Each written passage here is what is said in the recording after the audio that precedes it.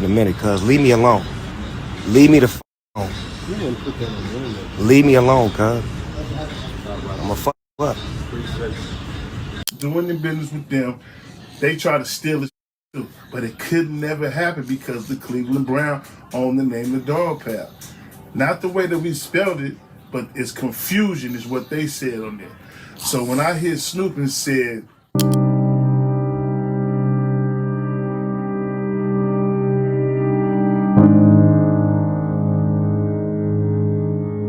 Daz Dillinger letting you know about the album We All We Got. Why I didn't produce nothing on there? Because Snoop didn't want me to produce nothing on there because he already had a deal with the producers where he getting 50%. When it comes to West Coast hip hop, there are names that shape not just the sound, but the culture, the era, the energy, and the legacy. And two of those names are Snoop Dogg and Daz Dillinger. When I first saw Daz Dillinger going off online and breaking down everything that's been happening between him and Snoop Dogg, I knew this situation was deeper than just a simple disagreement. This isn't two random artists arguing on social media. This is family. This is dog pound history. This is decades of work, culture, and business tied up in a knot that's now unraveling publicly. And when cousins fall out, especially cousins with a long legacy in the music business, everything gets personal real fast. So today on Taspectrum West TV, I'm walking you through the entire narrative, the full breakdown of what Daz said, what Snoop responded with, and the hidden layers behind the allegations of trademark battles, royalty disputes, family tension, and how the business side of hip-hop continues to expose cracks, even in the strongest relationships.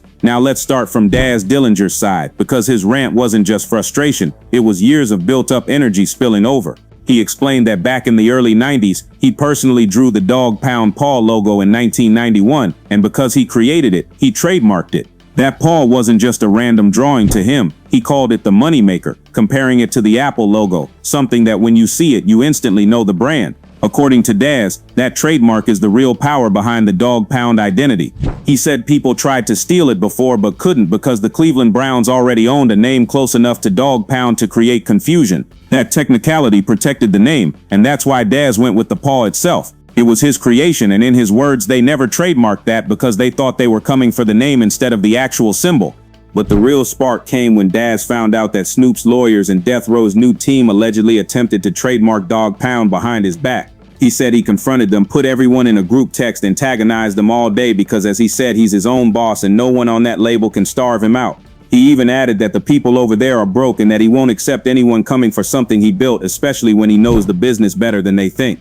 To Daz, this wasn't just about money, it was about respect, ownership, legacy, and the principle of someone trying to take what he says is rightfully his. He talked about publishing too, both the Tupac work he holds rights in and the Death Row content from 2022 onward. He claimed that Snoop promised to give artists back their publishing but never paid anyone from day one. According to him, the label has been using artist royalties to pay staff members, and those staff are making more money than the artists themselves. Daz made it clear he's independent, he runs his own ship, and he won't let anyone steal from him the way paperwork under Suge Knight allegedly allowed in the past. He even said the paperwork he and his lawyers saw was fraudulent with forged signatures, and yet the team behind Death Row is still honoring those documents because there's too much money involved for them to admit wrongdoing. Daz went even further in another clip, saying Snoop wouldn't allow him to produce anything on the new album We All We Got because Snoop supposedly had a deal with producers where he gets 50% of whatever they earn, and Daz refused to give him any percentage. So according to Daz, Snoop simply blocked him from participating altogether. When you hear all of that, you can feel the frustration, not just from a business standpoint, but from someone who truly feels sidelined by a family member he helped build a brand with. Doing the business with them, they try to steal it too. But it could never happen because the Cleveland Brown owned the name of the dog pound. Not the way that we spelled it, but it's confusion is what they said on there. So when I hear Snoop and said, why did the trademark the dog pound? And, you know, and everything else, they don't want to do business with me because they thought they had it. But then I trademarked the paw.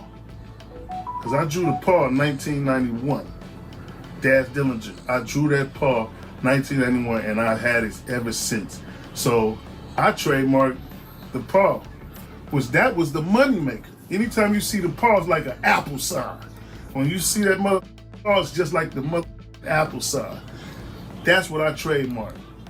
They didn't trademark that. They thought they was going for the name.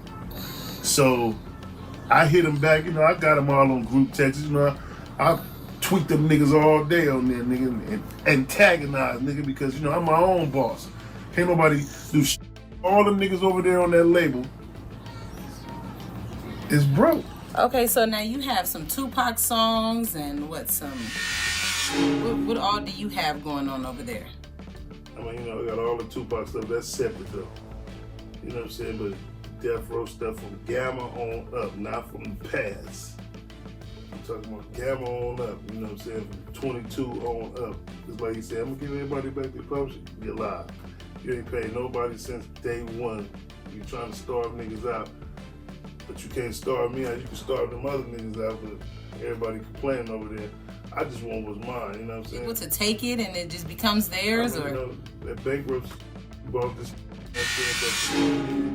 till now, from 22 now, got to pay us. And right now they in there trying to change all the percentages.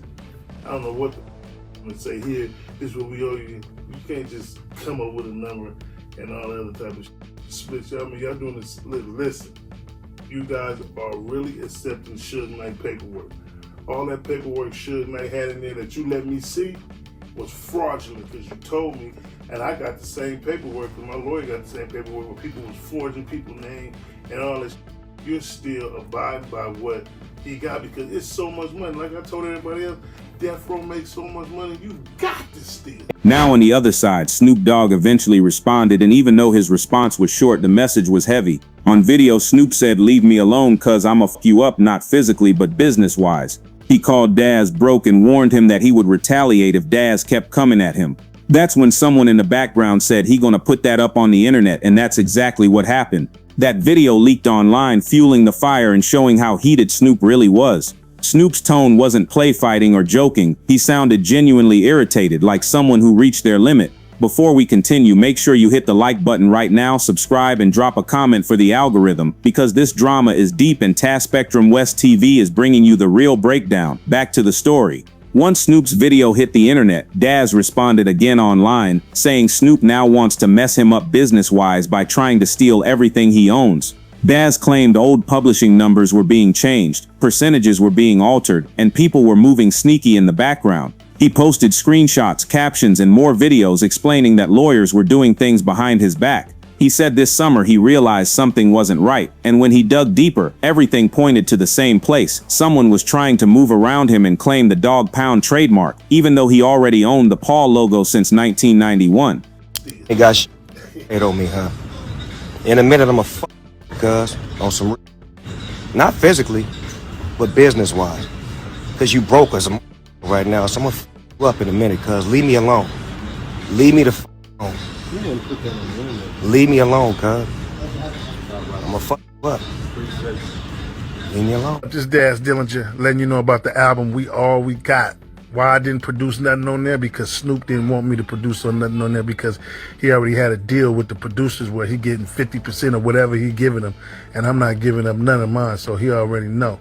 So that's why Daz said the whole thing reminded him of the past, when Suge Knight and others allegedly tried to take everything from him. And if you follow Daz's career, you know he's always been extremely vocal about business practices in the industry and very protective of anything involving death row history. He even said he sued Suge before, and now he's questioning whether he should do the same thing with Snoop. But this time it hits different because it's family, two real cousins going back and forth publicly over what should have been handled privately. At the same time, this isn't happening in the old death row era. This is 2025. They're older, wealthier, more experienced, and they've both survived decades of industry politics. So seeing them clash like this now, especially when legacy matters more than ever, is something a lot of fans didn't expect. These are the men who helped shape West Coast music, the entire Dog Pound legacy, the Long Beach movement, the classic sound, all of that came from this camp.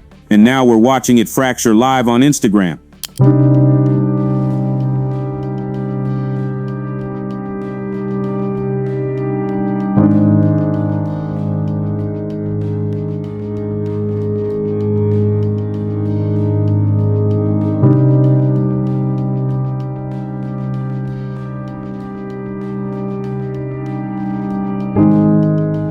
The media reaction has been intense. A lot of fans are shocked to see two cousins who built an era of hip-hop side by side publicly exposing family business. Many hip-hop blogs picked up the story immediately because the allegations involved trademarks, royalties, catalog ownership, and possible mistrust inside the current death row structure.